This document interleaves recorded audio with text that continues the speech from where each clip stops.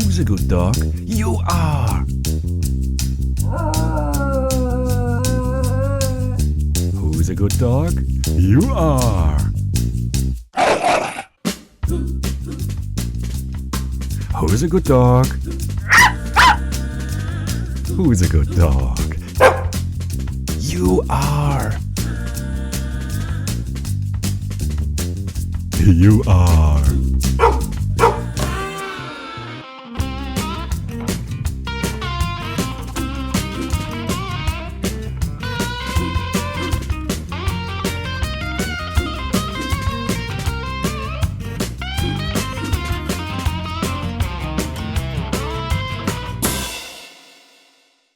The show today is going to be a little different.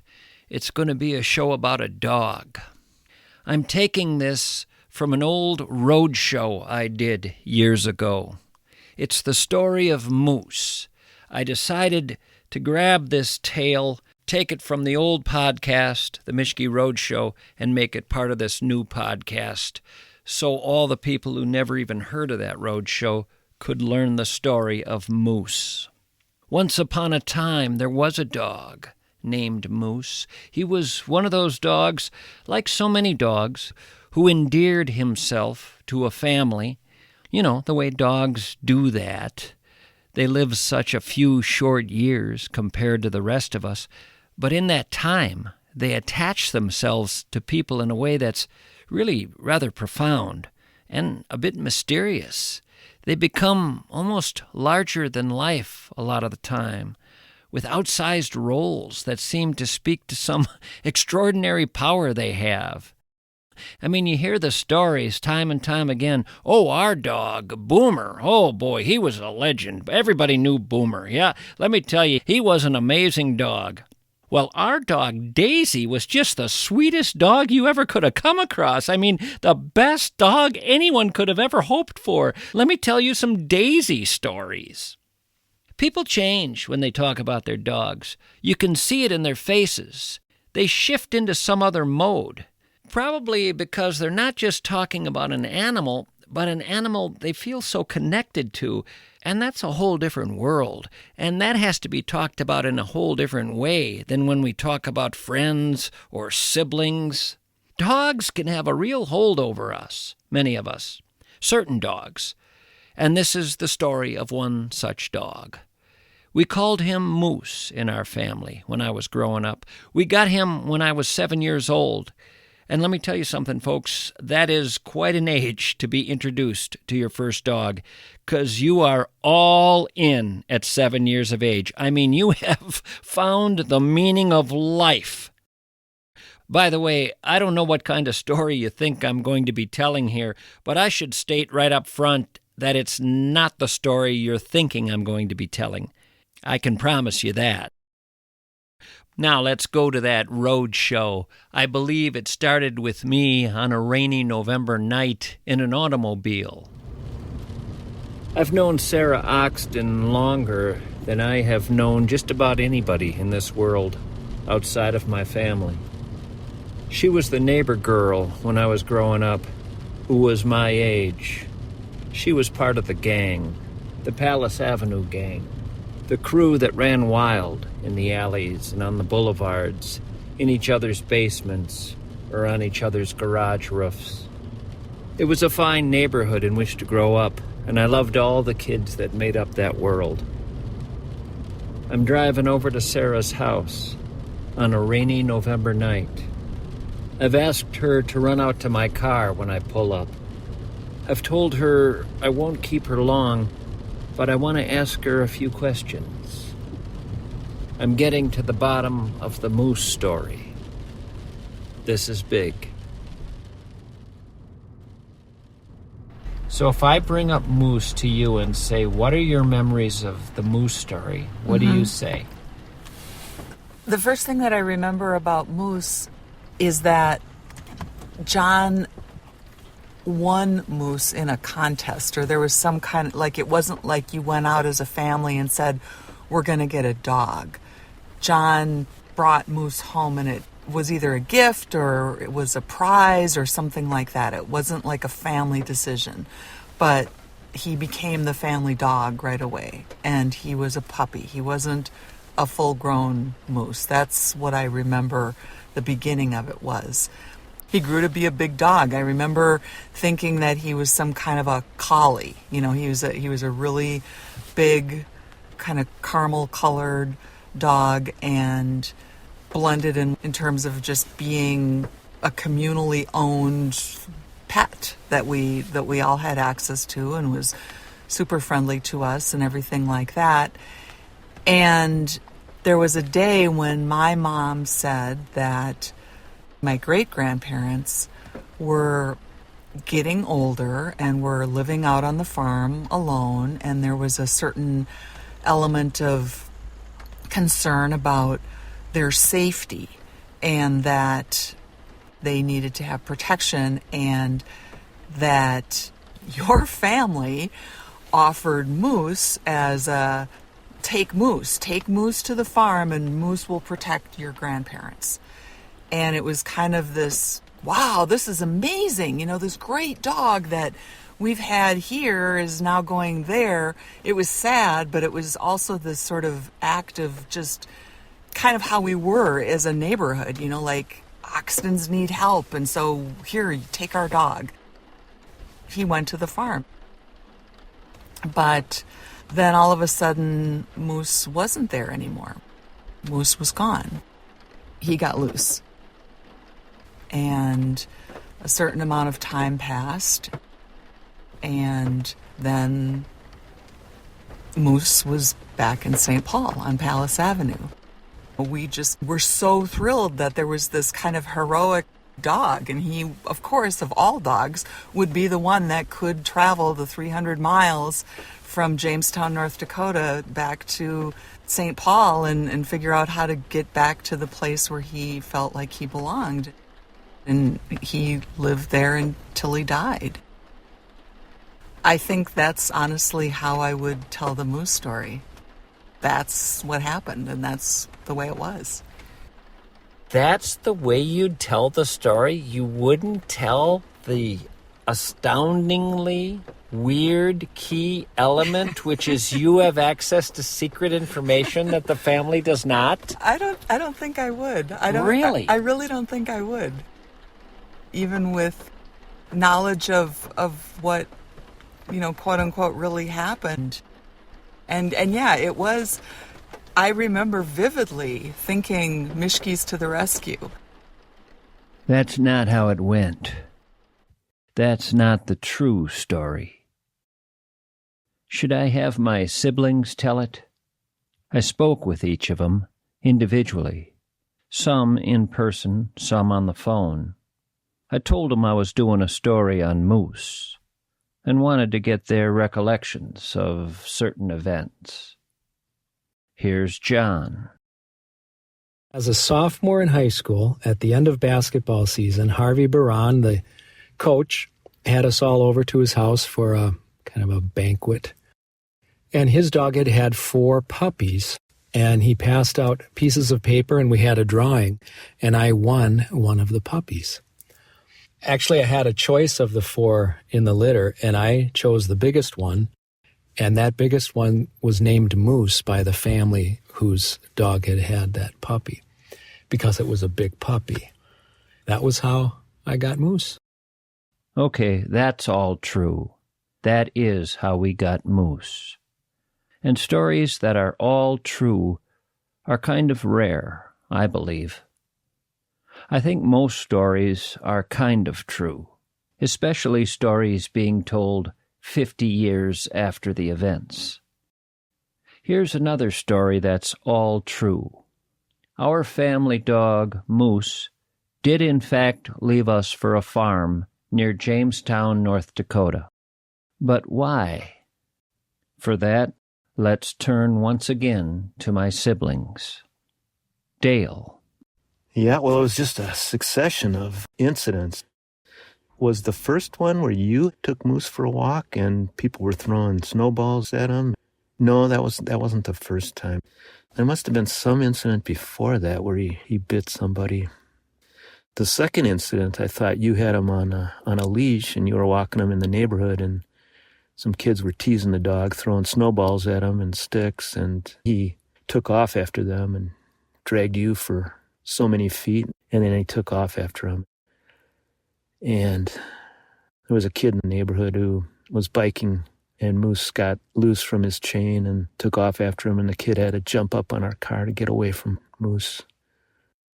But I remember coming home for lunch one day, and Moose was chained up in the yard, and there was this old lady walking by the house carrying a package, and Moose just started barking, and he pulling at his chain, and he broke the chain, and he jumped up on the lady. That was the scariest. That was the scariest thing, and it was maybe after that Mom and Dad decided that this isn't going to work. Jerry. We let Moose run around the neighborhood. We didn't like chaining up the dog. We didn't have a fence. We let him just run around the neighborhood. We didn't think anything of it. And then you'd find, we'd hear that Moose bit somebody. He was biting people, and he chased after a biker and knocked him off his bike. He's always running after motorcycles or bikes. And then this whole thing about keeping your dog chained when he's outside became a deal. I was trying to get Moose in from the backyard, from the chain, just to bring him inside, and he got away, and that was one of the times that he attacked somebody, a biker, I think, on that particular occasion. Kind of a menace. He was sort of he was the nicest dog, but yeah, a bit of a menace. Lori. Mom was constantly dealing with, he did it again, he bit somebody bicycling down the street, and the police were summoned, and we were finally needing to get a muzzle to put over his mouth, but it was obviously a problem. Mike. Oh, the cops came to our house so many times. Moose was, he hated bicyclists, motorcyclists, and postal delivery people. He'd bite them all. He'd go after bicyclists and motorcyclists especially. And he didn't like postal workers either. And the cops would come. I answered the door many times with a cop at the door saying that we had to get rid of Moose. Why do you think Mom and Dad, after he bit somebody, didn't just keep him chained up? They did, and he would break loose all the time. And then that's when the Oxtons came in with the idea of taking him to the farm. We could take him to the farm, and then they wouldn't kill him. I mean, it was either that or put the dog down. And we thought, oh, that's perfect. He can go up there. He'll be out in the country. He doesn't have to be on a leash. He won't be biting anymore. He'll be happy. Hard as it was to give him away, that seemed like the best solution for Moose. Paul. On a certain morning, I was the only one home, and it was kind of mid-morning. It was so sad. I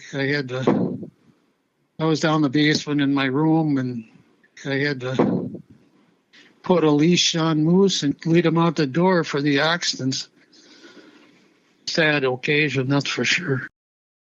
So unlike Sarah's story, it wasn't the Mischkes to the rescue, it was the Oxtons to the rescue. If they don't take Moose and give him a new life on a North Dakota farm, the police follow through, take the dog away, have him put down. But there's more to this story, so much more. 2 weeks after Moose arrived on that farm, he ran away. We got word from the Oxtons that it was a rather short-lived affair there on the farm in Jamestown. Our dog didn't seem to like it that much on the farm, and he took off running. And here's where the story really gets cooking. More after this break.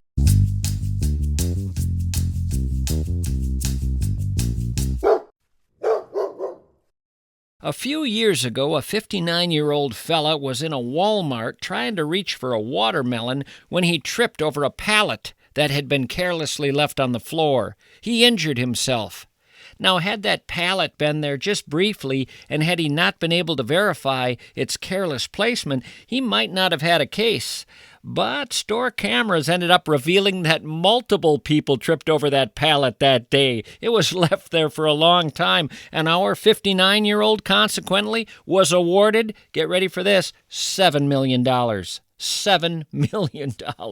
Carelessness resulting in injury is very often grounds to sue. Bradshaw and Bryant are considered the best personal injury attorneys in the state of Minnesota, even by their peers.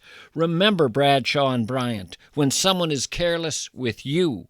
Find them at minnesotapersonalinjury.com. EcoFun Motorsports is the premier electric bicycle dealer in this part of the country. They carry Bintelli e-bikes, Wildside e-bikes, KHS e-bikes, and Yamaha Power Assist bikes. Head out to Forest Lake and take in the game-changing world of e-bikes at EcoFun Motorsports. Unlike the silly Segway, e-bikes really have revolutionized getting around. They've become wildly popular, and for good reason. You get outside, you get exercise, and you can relax and let the bike do the work for you when you want it to. Until you see and try an e-bike at EcoFun Motorsports, you don't know the fun you're missing. Educate yourself. Get out there. It's a wonderful world of wheels in a variety of incarnations at EcoFun Motorsports. I love just hanging out there and looking at everything they offer. Learn more at ecofunmotorsports.com.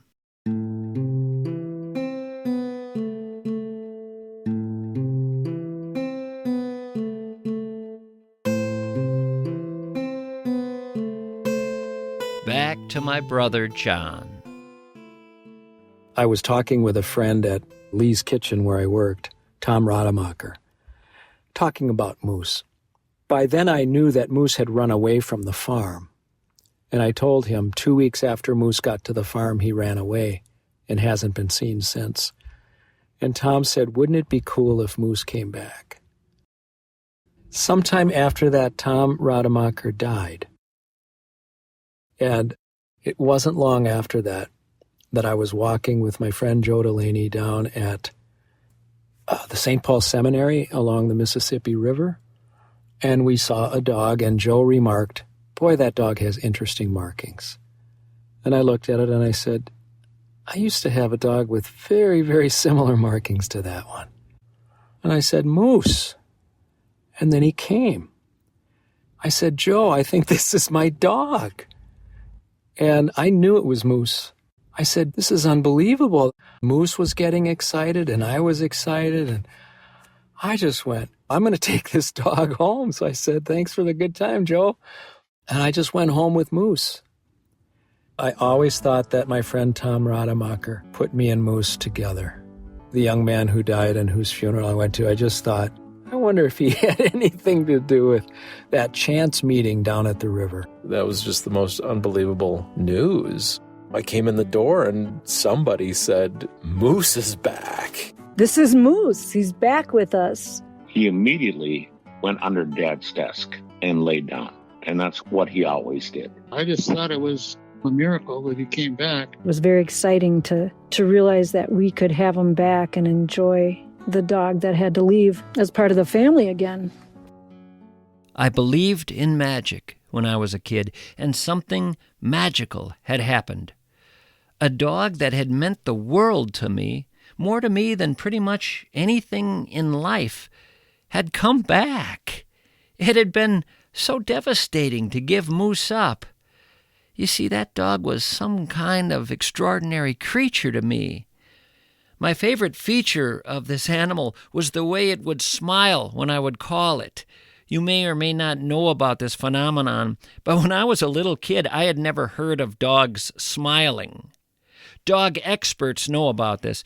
It's an appeasement gesture, they say. They call it the submissive grin. It's to show you that this dog is no threat to you. It's a way to show deference. And it was so wonderfully endearing. The Moose smile was his signature. Anyway, I guess Mom and Dad just had to let us keep him. Any dog willing to make the trek from that far away, showing that level of dedication to a family, could not be turned away. But what truly made it magical was that the biting habit disappeared. All those miles had apparently drained that biting habit from him. All those people he must have needed along the way, he must have had to rely on his trip home, had perhaps caused him to change his behavior. To make it that far, he would have needed people. He would not have been looking to scare them away. Nevertheless, we didn't want to broadcast the news that this dog was back. We were worried that the police might come back and catch us with our old dog, make us give him up again. We certainly weren't going to the newspapers with this great story. No, it was enough just within our family to know that we had our Moose back. We had our Moose back. All was right with the world. Major Eric Knight wrote many fine stories. But his greatest story was Lassie Come Home. Lassie is the story of a dog and a boy. The boy's family was poor. So poor they had to sell Lassie, and she was shipped hundreds of miles away. But Lassie never forgot the boy, her home, her people. Then one day she ran away. She was going home. Nothing could stop her. Twice she found refuge. Each time someone loved her. But a greater love urged her on. Did Lassie get home? Did she find the boy?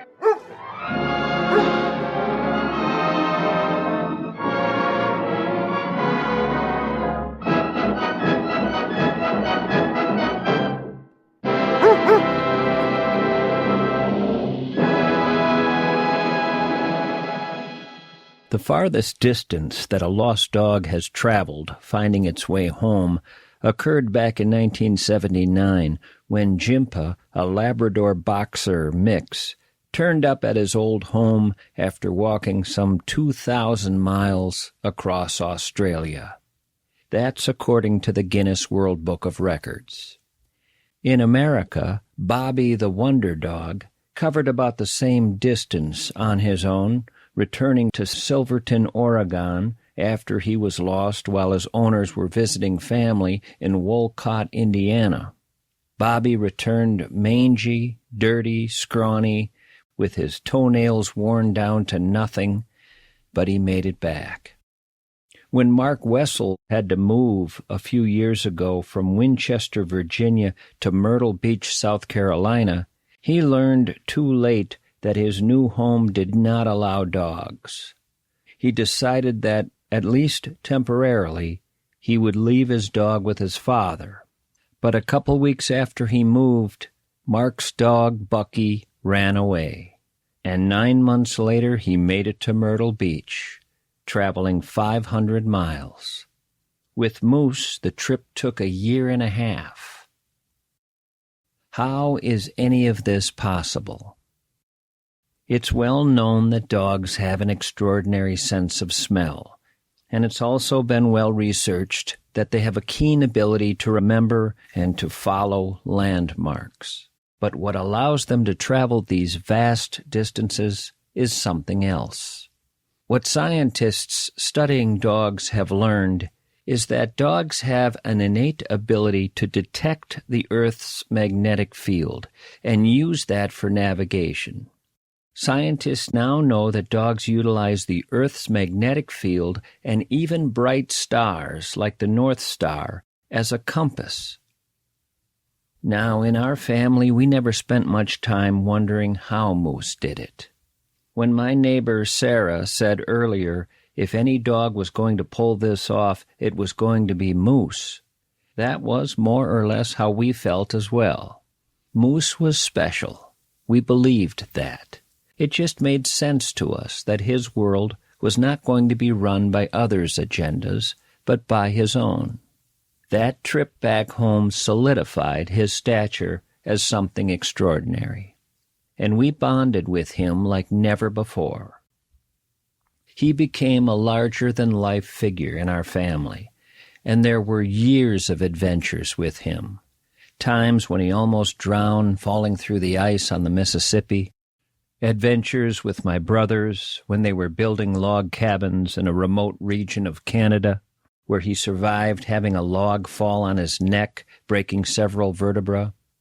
He would survive getting hit by a car on Palace Avenue as well.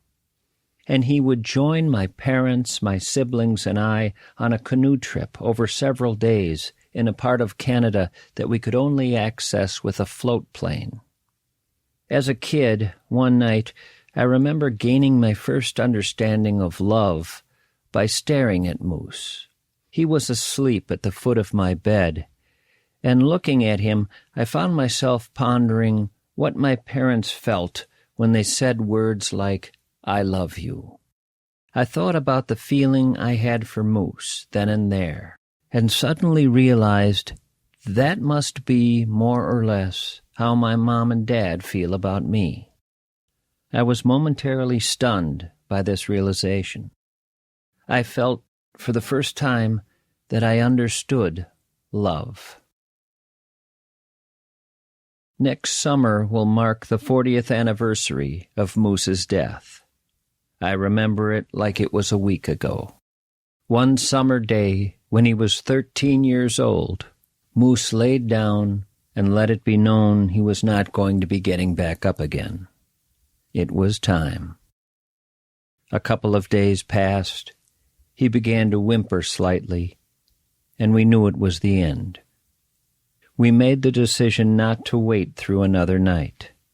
My brothers and sisters and I found a vet in the country near our lake cabin who agreed to come out his back door, out to our van, at 11 p.m. and administer a shot. Moose passed peacefully. We drove back home to the cabin in silence.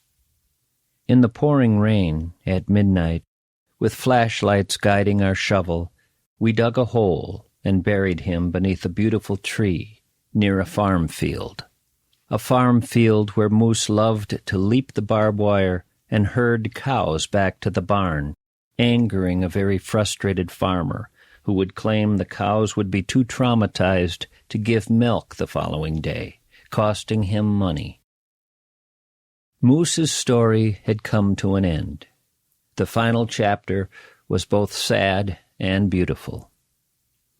We still own that property today, and we know where Moose is. Or do we? What prompted me to make Moose the subject of this roadshow was a recent conversation I had with my old neighbor, Sarah. I had her over to my St. Paul home for a visit, and we were sitting together reliving memories of the old neighborhood. It was wonderful. And then, in the midst of talking and laughing, an old and long-forgotten memory suddenly appeared in my mind. One I had not thought about in decades, hadn't even remembered since childhood.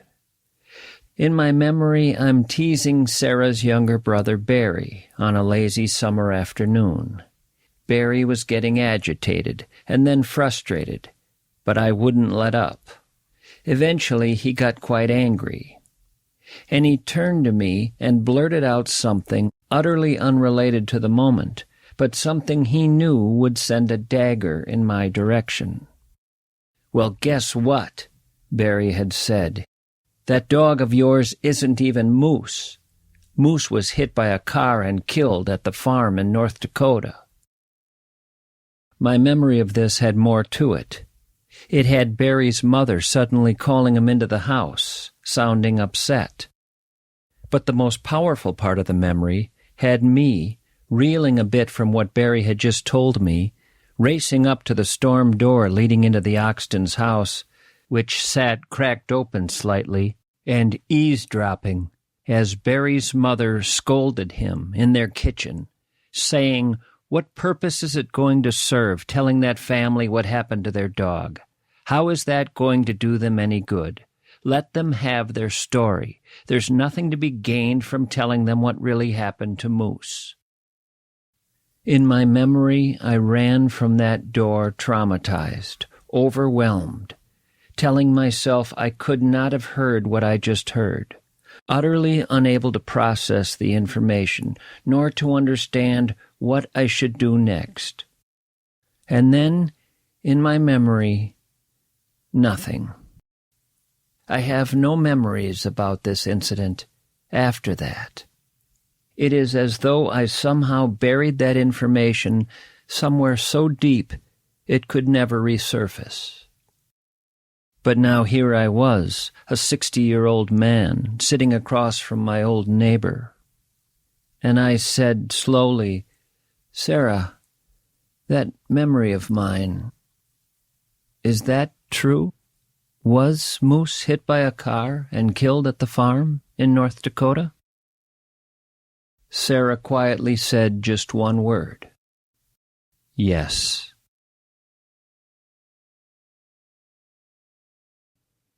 I'm no psychologist, but I think back on the burden of that information on a young boy, the second from the youngest in a family of 8 kids. The information I would have carried with me away from the Oxton's house, that, if divulged, could send my brothers and sisters into a kind of tailspin. It would dismantle our family's greatest story. It all would come tumbling down like a house of cards. And more than that, I was being told of the death, the violent death, of my best friend, Moose, the animal who had taught me what love is. It couldn't be true. It just couldn't be true. My brothers knew better than the Oxtons. They had the real story, the one that a world is supposed to give a kid, the one that made life magical, that righted every wrong. As a kid, I must have felt I had no choice. If it was a matter of choosing between walking 2 doors down into that house of ours and detonating a bomb, or telling myself what had just happened had not actually happened, nor could ever happen, well, the best direction to go was obvious. My fragile psyche decided to bury that thing. Bury it deep. According to psychiatrists, repressed memory occurs when trauma is too severe to be kept in conscious memory, and is removed by repression or dissociation or both. At some later time it may be recalled, often under innocuous circumstances, where it can suddenly appear in conscious memory. Is that what happened here? I don't know. I do know that throughout the rest of my childhood and all of my adulthood, I told the story of our dog traveling from Jamestown, North Dakota, to St. Paul, Minnesota, to rejoin his family. And I told it without remembering that scene in the backyard of the Oxtons.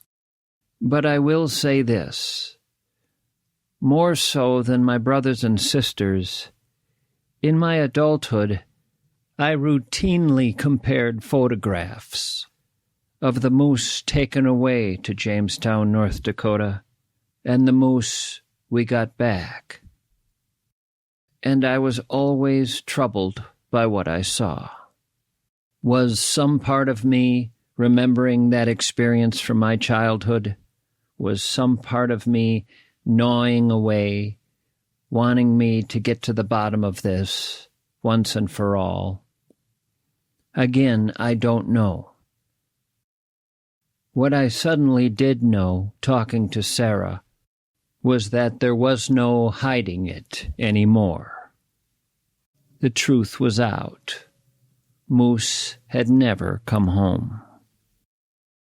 And unlike when I buried that as a child, as an adult, it was time to tell my brothers and sister. And I did so, one at a time. What?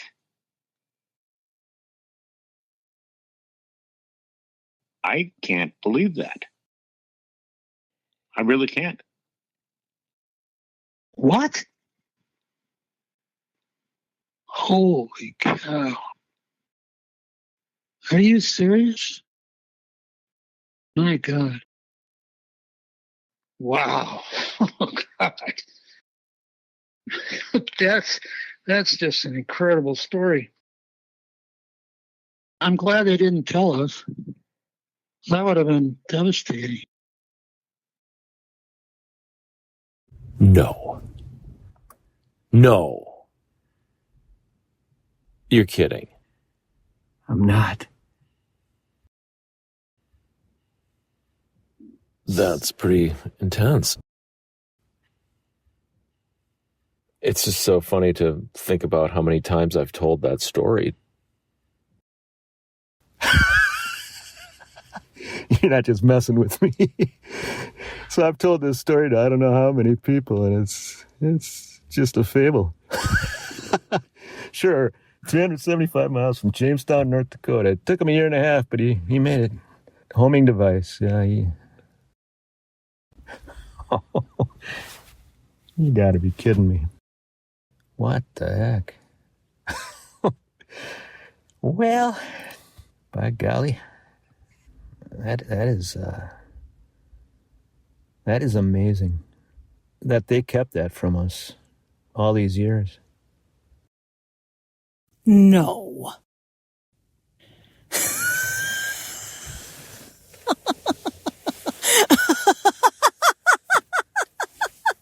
Are you kidding? Oh my God. Oh my God. Wow. Oh my gosh. We got a bonus dog that we don't know where it came from. Oh, God.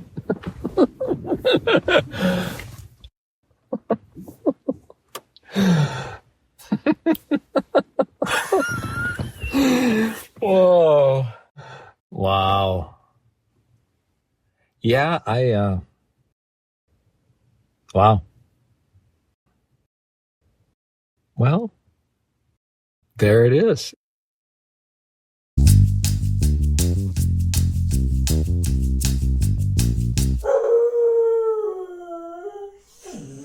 You call these big investment advisor operations like Merrill Lynch or Charles Schwab, and do you think you meet Charles or Merrill?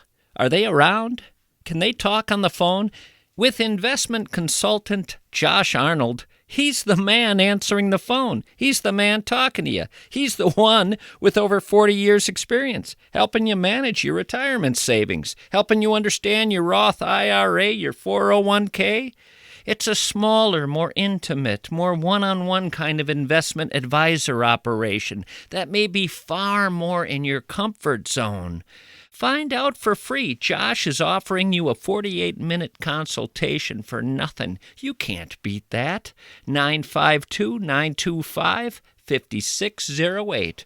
Rewind, get it again, write it down, call him, tell him I sent you. Investment services offered by Josh Arnold Investment Consultant, LLC, a security and investment advisor. Past performance is no guarantee of future results. All investments involve risk. Tommy Mischke is a paid endorser. When they toured the Welshire of Bloomington and Medina, they were blown away by what they saw. It wasn't just the caring staff and the fact that the Welshire is a memory care facility with the highest level of professional care in the state. It was the amenities.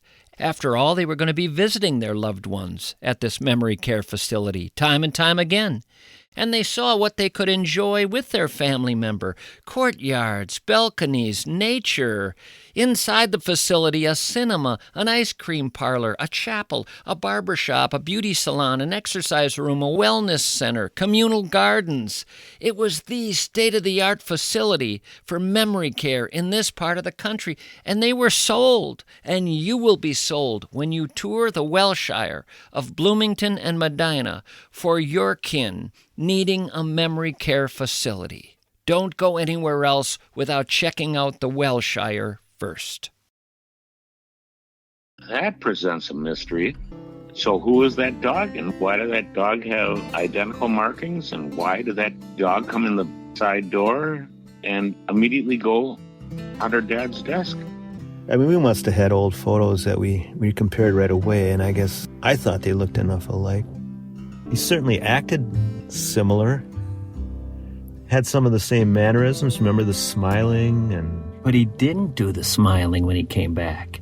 That's what he did before. Oh, he never did that after he came back? No, that always bothered me.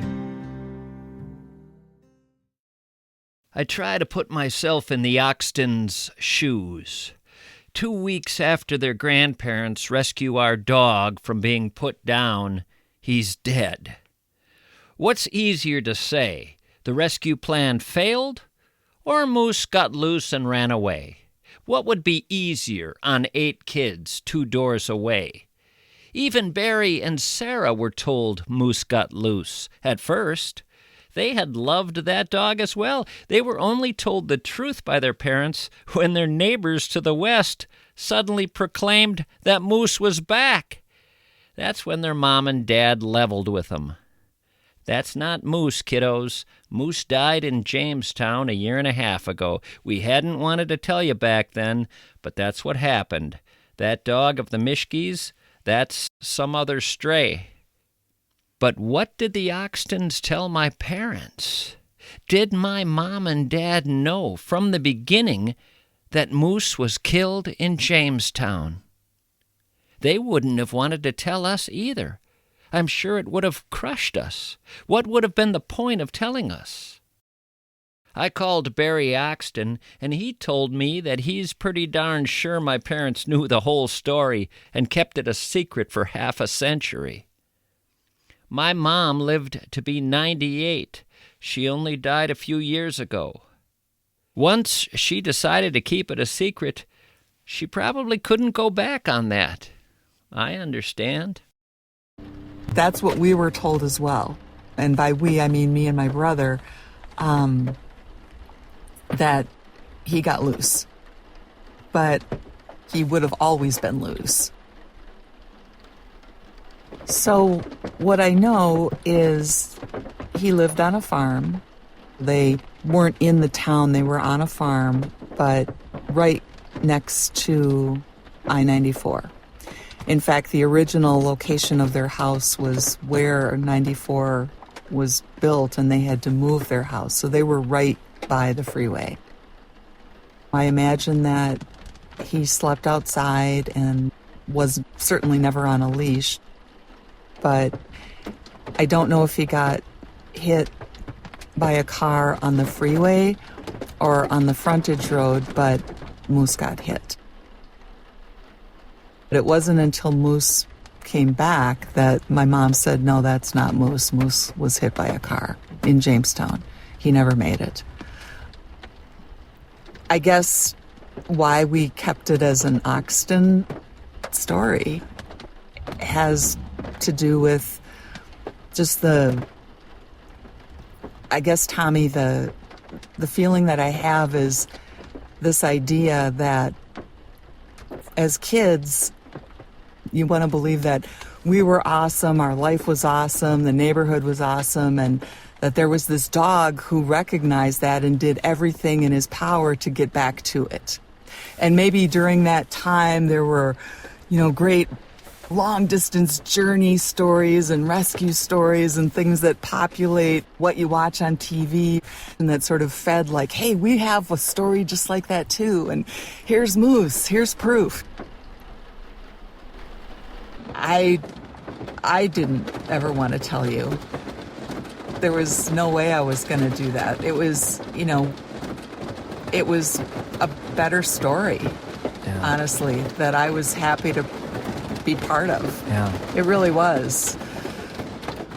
You had this sort of break in the action that, okay, so it lasted 1.5 years, but then you had Moose until I think I was 18 or 19 years old. Maybe my parents went to your parents and said, hey, we have bad news, and they just kept a lid on it and figured that was going to be the end of it. I'm pretty sure that that's the way it went down. that was communicated. And knowing your mom, that makes total sense. You know, she loved you guys. I mean, she was the ultimate caretaker, and she wanted you kids to have the best memories, and that would have been a terrible memory. And this is a good memory and a good story. And that just totally fits with your mom. You know, not even to just protect you kids, but to, you know, to have this cool story and to have the dog back and the joy of that and not ruining that part of it. And it worked out for everybody. That's Barry Oxton. I hadn't spoken to him in 40 years. It was strange, after all this time, going back with him to that old forgotten memory, when he had told me Moose never came back. He died in North Dakota. I think it was, we were trying to water some trees or something, and you guys kept sneaking over and turning off the hose. And I'd be trying to do this watering of this trees or plants or something, and you would come over and shut the water off. And then I caught you one time, and then we got into that argument. It was one of those things where obviously, you know, little kid trying to be spiteful, you know, I'm going to get you, I'm going to tell you what really happened, you know. That's kind of my recollection. I would have had enough information in my head that I would have used it. And that's when it sprang out of me when we got into that argument. Like, okay, now I know some information and I've been hiding this inside of me. You know, back then you were told not to do something. You typically didn't do it, but you just kind of carried the story along with you and were afraid of reprisal. I do remember, hey, that was dumb. That's nothing that we should be passing along. Just keep that in our family. I'm just like, I'm in deep doo-doo here because I shouldn't have said that. To have this cool story, to have the dog back and the joy of that, ruining that, Moose is dead and this is just some stand-in imposter now. You know what I mean? It's just, and I've had enough of you people. I'm going to tell you something hurtful here. Inside information, you know, unfiltered. I was at the end of my wits with you. I don't blame Barry for any of this. Let's be clear about that. Number one, he was a little kid.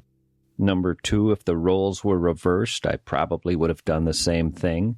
And number three, all he did was tell me the truth. What's wrong with the truth? I prefer knowing it as I sit here today, though not everyone in my family would say the same. My brother Mike, for instance, he's loath to give up the Moose legend. It was our great family story, after all. And I think sometimes family identity is built from great family stories. It becomes part of who we are. To me, it just is incomprehensible. It's mythology in the family that I guess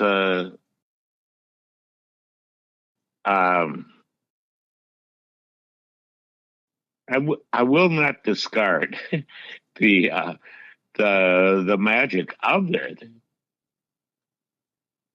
You know, I'll probably take the myth to my grave.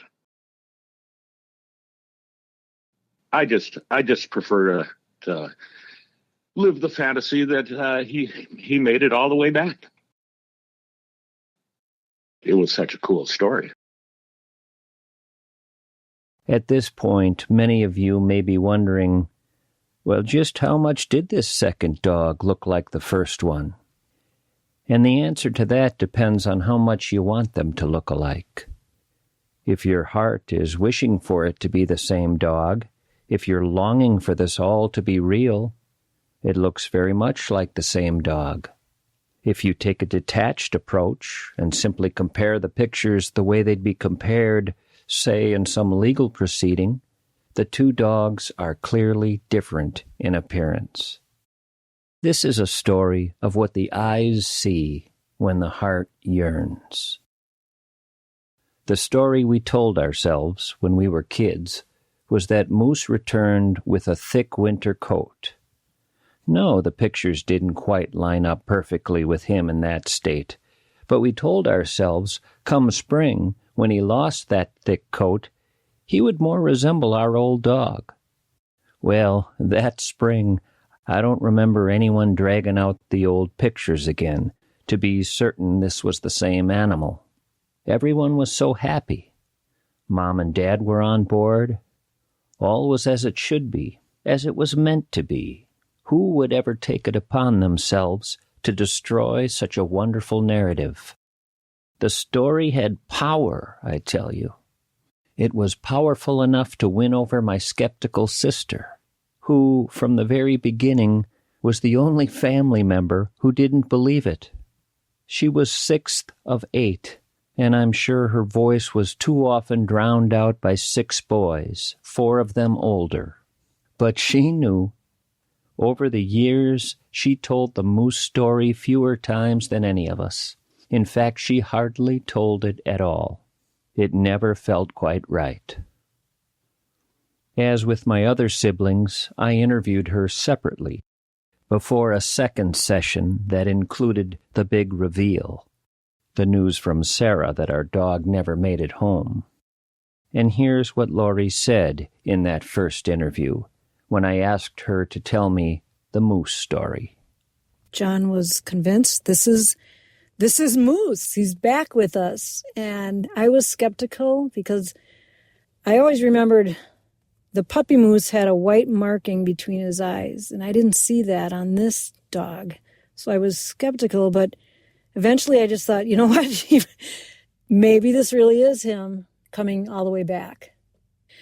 I finally decided I want to believe that this really is him, and I can put that aside, my doubt, because I was just thrilled that John was 100% sure, and I thought, well, let's go with it.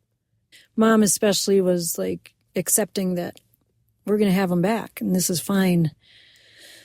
I don't remember Dad much. He was at work a lot, so I don't remember his take on it.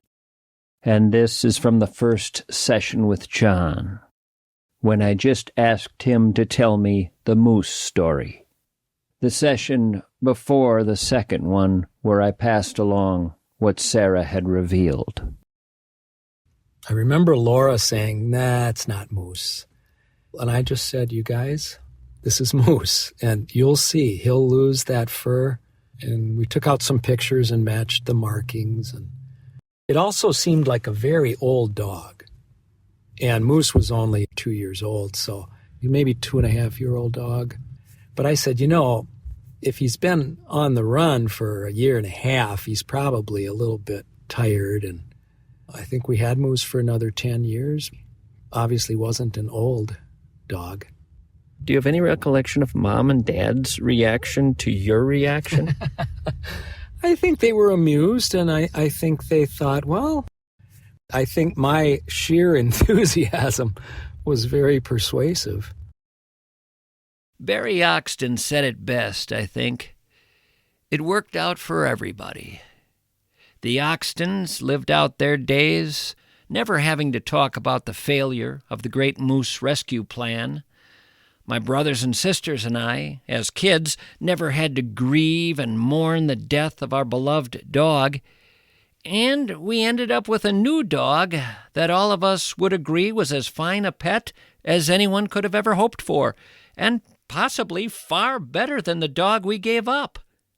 And my mom and dad, through sheer luck, got a free dog for their kids that didn't give them endless headaches and that made their children feel like the world was a magical, wondrous place. When we were all kids, Mom and Dad had to watch as we all learned, one by one, that there wasn't a Santa Claus. Well, they never had to watch us learn there was no second act for Moose.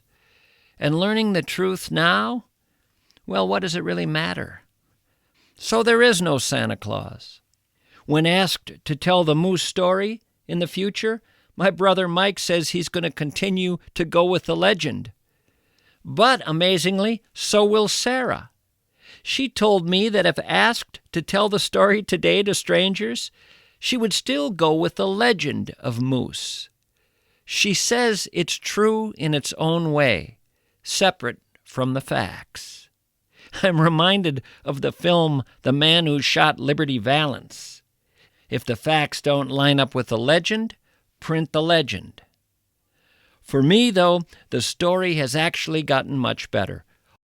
Ultimately, It's a story about the power of dogs in the lives of families and the power of the human heart to get what it wants in this world, however it has to get it.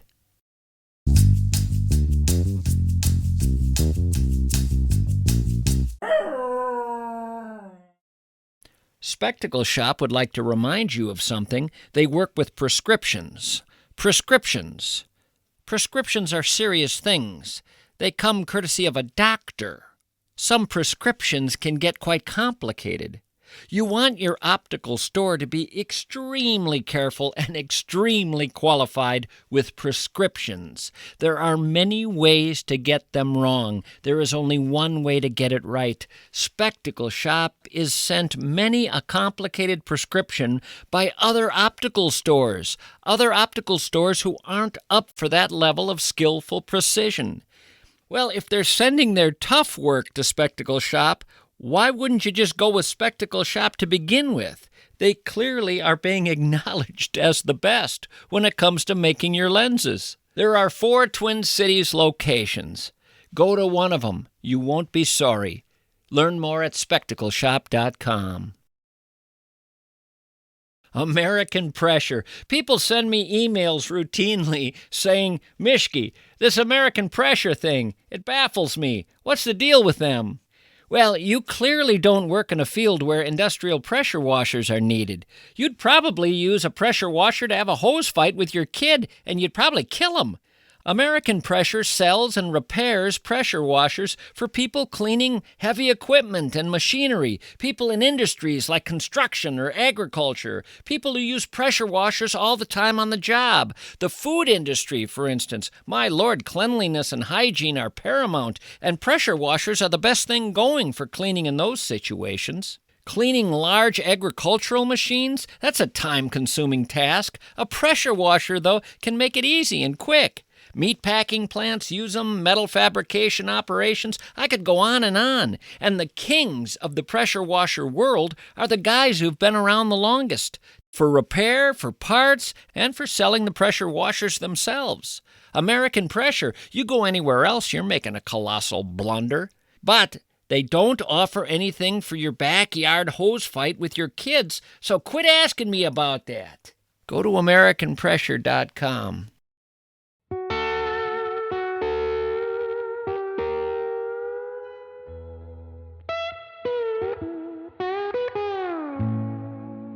Well, I want to thank you folks for indulging me in the retelling of the moose story. It was originally offered as one of the 180 episodes of the Mishke Road Show, the podcast I did for 11 years before being hired here at Hubbard Broadcasting. Those 180 podcasts still exist online. The Mishke Road Show was a very different podcast, and one that I experimented with after voluntarily leaving radio behind back in August of 2013 when I walked away from WCCO, feeling like I needed a change. The road show was indeed a change. It served me well. And now this podcast with Hubbard is a change that also feels necessary and reinvigorating. The reason I picked the moose story to retell out of the many different options is solely because of how often listeners wrote me about that particular show. I just tended to hear about it far more often than I did any other program of mine, so I thought it was worth bringing to this new podcast. And I hope you agree. In closing, let me pass along the email for the show, mishke@hubbardradio.com. And also, I'll pass along the texting and calling number for the program, 651-321-8949. 651-321-8949. Here's to wonderful dogs everywhere and the families who love them. Thanks for listening. I'll talk to you again next time.